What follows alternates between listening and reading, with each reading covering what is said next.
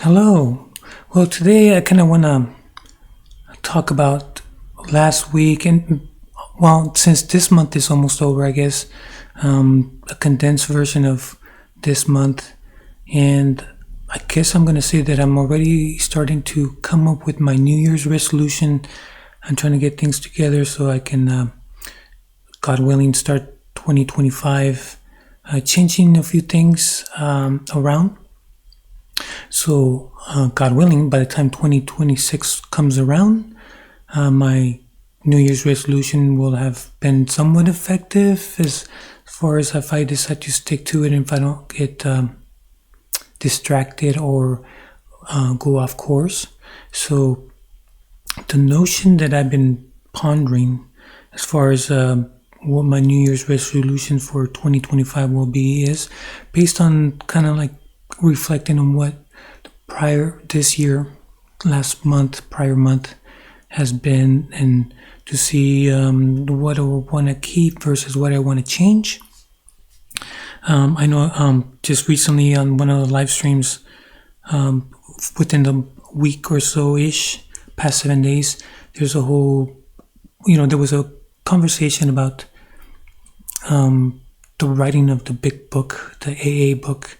And once I started going through it, now it's a big book, so then I was just kind of got to a few parts of it, and basically how change came about, and some groups that I've never heard of were around. The Washingtonians, which I've never heard before, the Oxford group, which I've never heard before. Now I heard their impact indirectly because of Carl Jung. I know that there's somehow some type of connection indirectly to AA. I'm not an expert on that, so I just have vague notions. But like I said, I've never heard of these groups. I mean, I haven't, but they are no longer around. So change, right? And when it comes to change, and from my point of view, there's some things that shouldn't change, and to put things into perspective, like certain values, right, shouldn't change, right? There's some higher values that if you like, I should never let go of, right? I should try to keep no matter what, right? Other stuff, as far as my faults, my shortcomings, yeah, that can change for the better, right? Some things should go, some things should stay, and tying that back to I'm considering as my 2025 journey, God willing, is a difference of maybe pursuit, growth, idea aspect of what I've kind of been putting off for some time. What am I saying? So I've listened to Protestants' views, Calvinist, non-Calvinist, for some time now. At least, I'm going to say at least a decade before my daughter was born. So at least a decade for sure. And I've listened to Catholic views as well. But I come to the conclusion that I've been neglecting the Orthodox view. So I think I'm going to fix that so I can, as far as what's going to be influencing my perception, my Christian perception, specifically Christian point of view, I want the Orthodoxy to also play a part as far as affecting me, right, influencing me. So not just Catholic, not just Protestant, but also Orthodoxy. And I'm not saying that I don't listen to any of the Orthodox people. I'm just saying not in comparison. So just recently I was taking stock, and I've even started to consume a little bit more of the Catholic viewpoint from Trent Horn, Bishop Barron, and less of the Protestant view, because I've been dwelling on the Protestant view for some time. So I'm like, okay, I think I've got enough of their influence for some time, but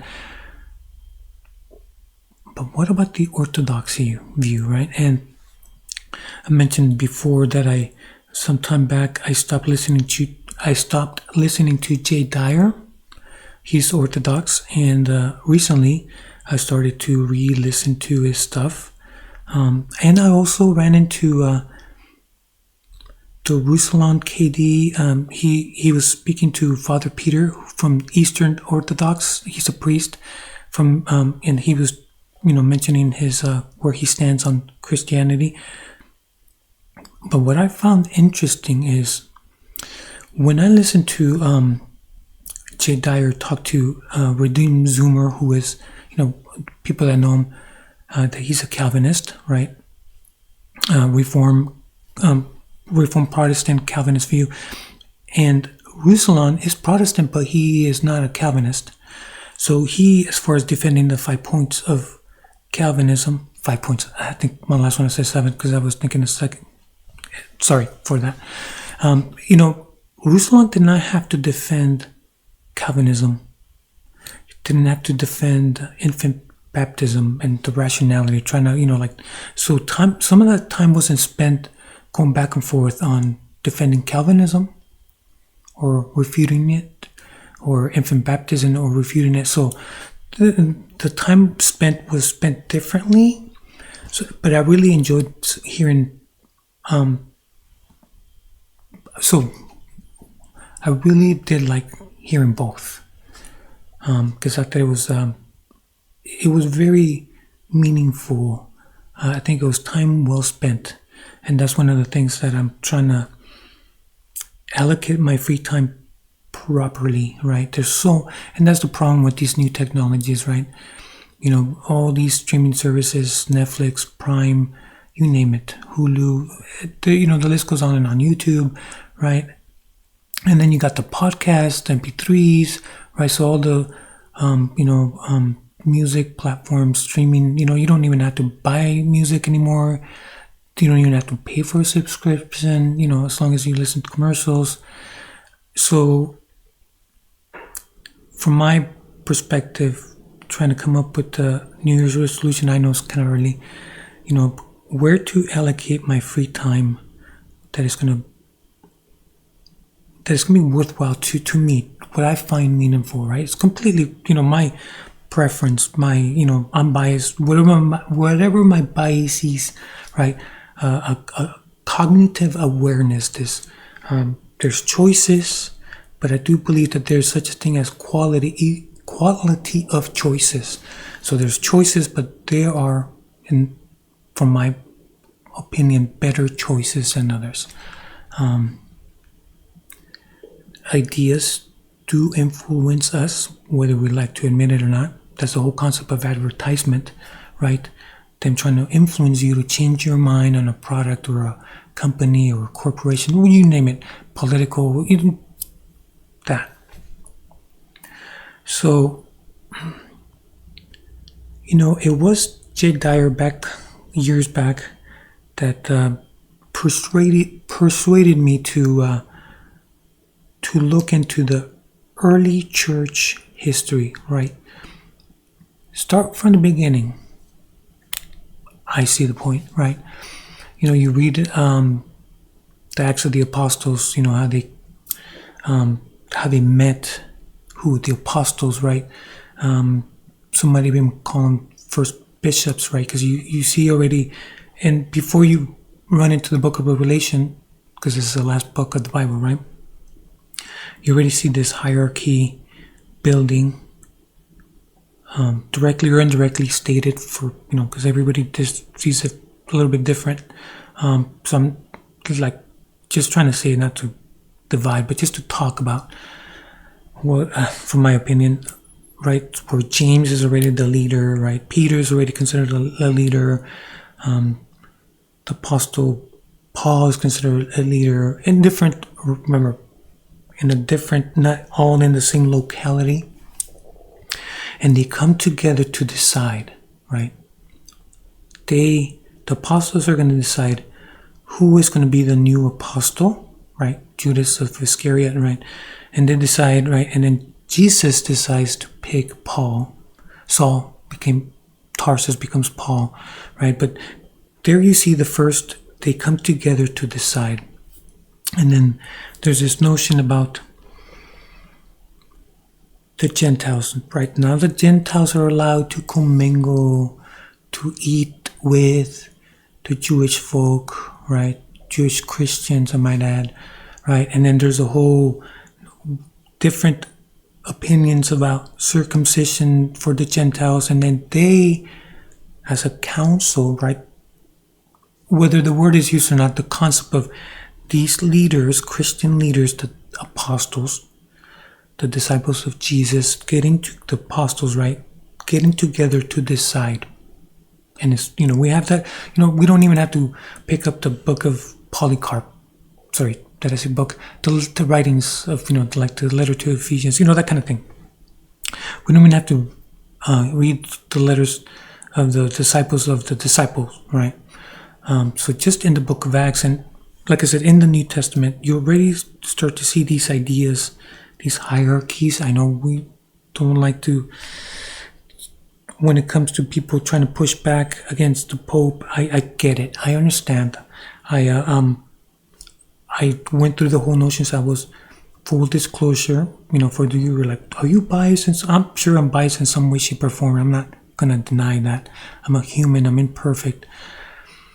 I did the whole gambit, right? Me and my wife, we got married through the Catholic Church, and in order to be married through the Catholic Church, you have to go through the whole, right? You have to do what they want, what they ask of you, or else they can't, right? At least back in the day, it's been, we've been a couple for over 20 years, married. We didn't get married right away because it was partly my fault whether do I want to settle down or not?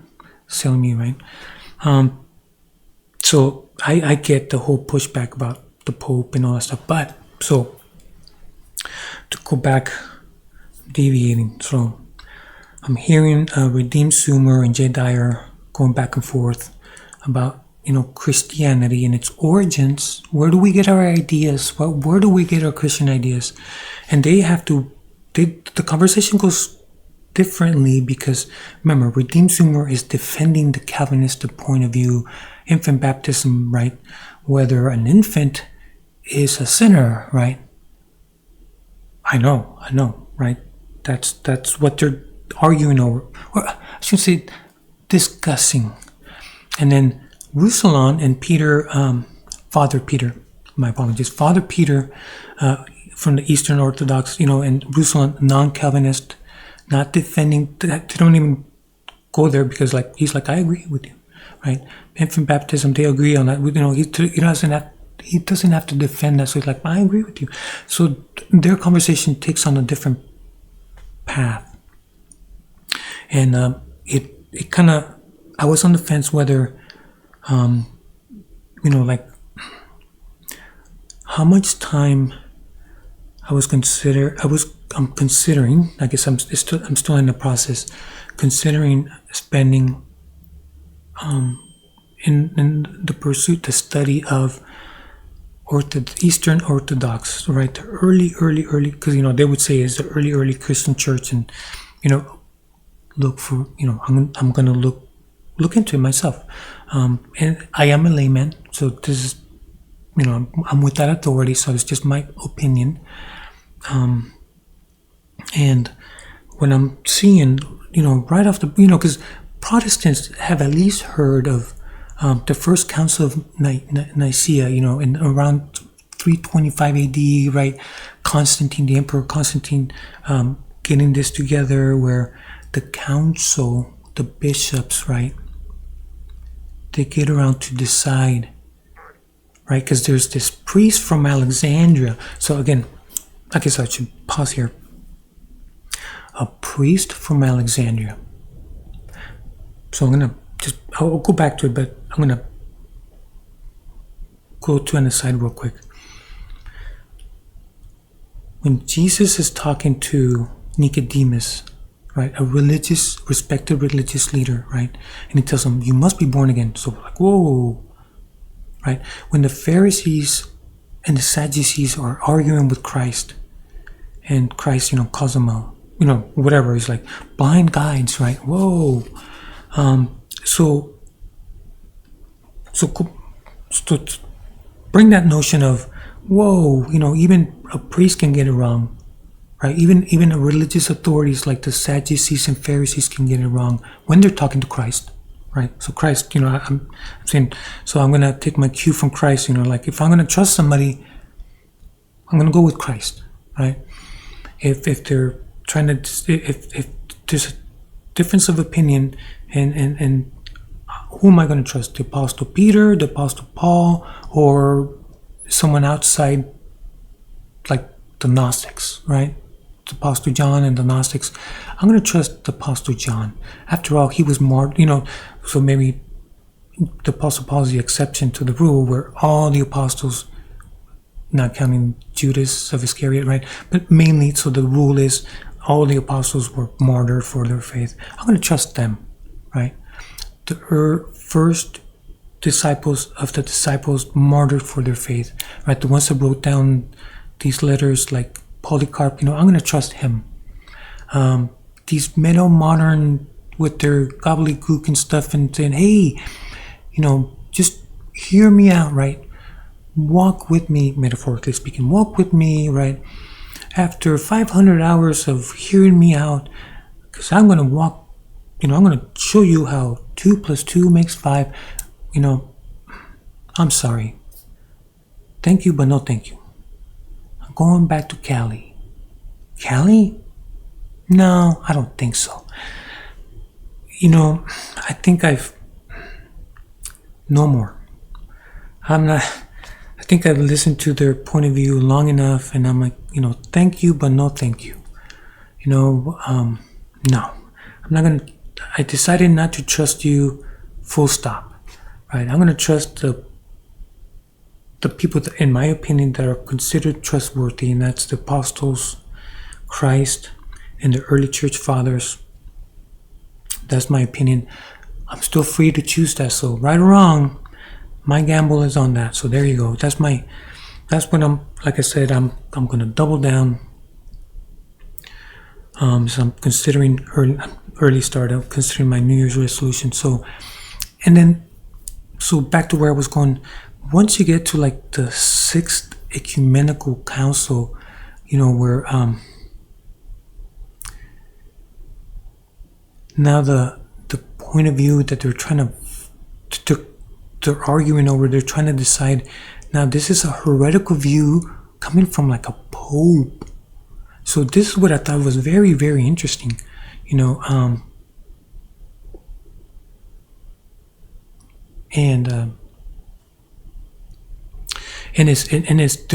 bringing, and it's like they had already ruled and that notion, like the monotheism, or where, so whether back to, I guess they first started on the Gnostic view versus a Christian view, right? Was Christ fully man and fully God, right? They decided on that. And then what about the will, right? The will, was it that divine will only, or was there a human will as well, right? They decided on that. They ruled on that. And then later on, the Pope is like trying to like say, no, I don't believe that anymore. What you guys decided in the past by the other bishops and all stuff, no. He wants to buck the system. He wants to go against what the early, from then, the early church fathers had agreed on. So, these are not small matters, in my opinion. So I'm like, oh man, this is serious stuff. So hopefully, the decisions they made in 451 AD, and then around 680, 681 AD, and then the one that at least the Protestants know, at 225, the first council of Nicaea, because that's where they're saying, oh no, Constantine, that was brought about the emperor, and that's where we get the Bible, all that. So at least we know that, but I want to know more. And God willing, by the time 2026, I might have somewhat of a understanding of what all that it's all about. Because there's a lot of these ecumenical councils, these gatherings that got, there's several. boom, 1, 2, 3, 4, 5, you know what I mean? And then, you know, as I've been looking into it, I'm starting to read between the lines, where the first ones are really, you know, they're really genuine, you know, fighting this heretical view. And then later on, as the centuries pass, I don't know if like I said, I need to do more research. You know, I'm reading between the lines and I'm like, man, this sure looks like a power grab. You know, the concept of the love of mammon is the root of all kinds of evil, right? So that you know, that wanting wealth and influence for wealth's sake, not for the Christian faith, you know, whether I'm right or wrong, I could be wrong, but I'm saying I just need more time to look into it, because, man, these are significant matters, from my opinion.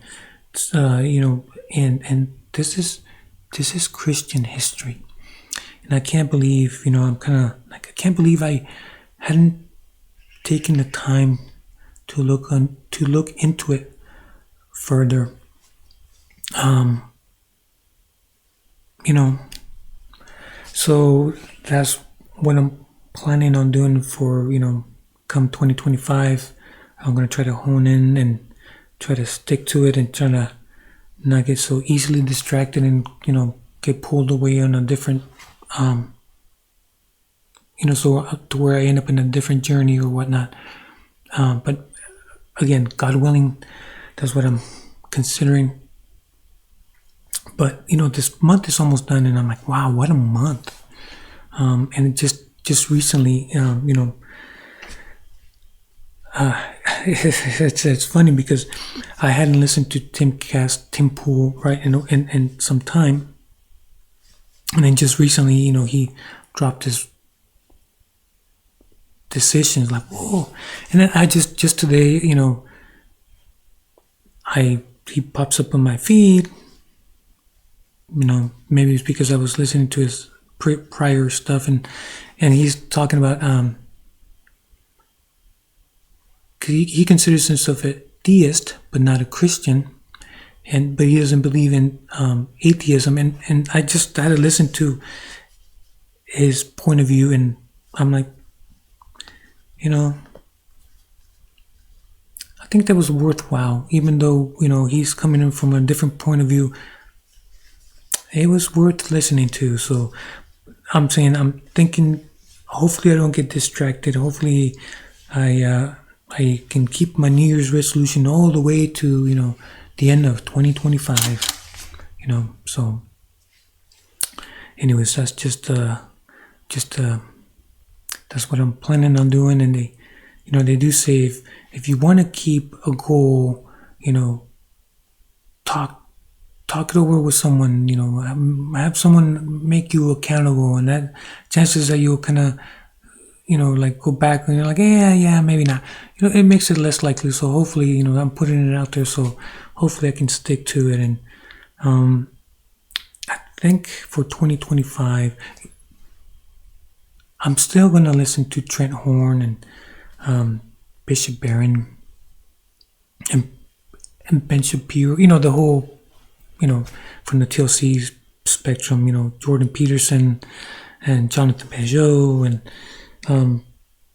John Vervaeke. But I think maybe less, I don't know, I'm trying to decide what, you know, like, I have to move some things around, because I still want to be influenced by Protestants, Catholics, and by Orthodoxy, right?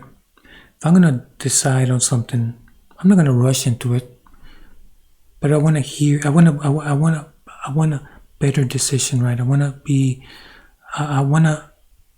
to hide from other people's ideas, right? As far as the heretical sounding stuff, no, thank you, but no, thank you. That I decided that's already too heretical. That's just, you know, that the whole Gnostic thing, but the secret knowledge and this and that, and that even from the times of the apostles, they've been at it, and that's enough. I think they've been at it for quite some time. They told them no that long ago, and I think I'm gonna trust the apostle and say, yeah, thank you, but no thank you. Set that to the side. That's enough of my. I need to delegate my free time. I'm going to have to reconsider it greatly. Also,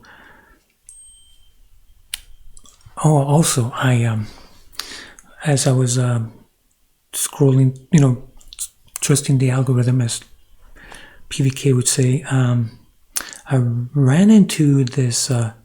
It's called the Theology Pugcast, and it's got these three Reform. They're a Reform theologians or ministers or whatnot. They're from Huntsville, Alabama. I think their base is at the Trinity Reformed Church, and there's these three people. I don't know if they're at the same locale, and it's like kind of like TLC, but it's just them, and they all have the same worldview. It's just Reformed, so it's the TRC. So it's going to be their own bubble, I guess. There's nothing to ping, but I like the notion that they're still bouncing ideas back and forth. There's three of them. They're bouncing ideas back and forth. I did like that notion. So I think when it comes to the Protestants, I think I'm gonna kind of look into them a little bit more to see, hear their ideas, to try to balance out that sphere of ideas, because I know that they're going to influence me one way, shape, or form, whether I like to admit it or not. But I do want to make sure that I get my daily bread consists of Protestant, Catholic, and Orthodoxy. But I think I've been neglecting the Orthodoxy more often than not, and I think it has been fairly balanced. And the reason why I know this is because the minute I started listening to more of Orthodoxy, the more clear it was like, I don't think I've been listening to them enough in comparison to the Catholics and the Protestants, because they're already like, I can already feel their influence, like doing a number on my brain, my soul, my spirit, whatever you want to call it. I can already see it. So I'm like, man, maybe I've been ignoring them more than I thought. Thought I wasn't, but I think I have been. Anyways, I think I've rambled on long enough. But I also I want to shout out Pete from Strange Theology. I did catch his video recently because he had a video where he mentioned Chuck Missler, Mike Heiser, and I've been a big fan of their work. They're no longer contributing because they have both passed away. But there was a point in time where I was devouring their stuff, so they did have an influence on me. But anyways, I'm glad, that Pete is,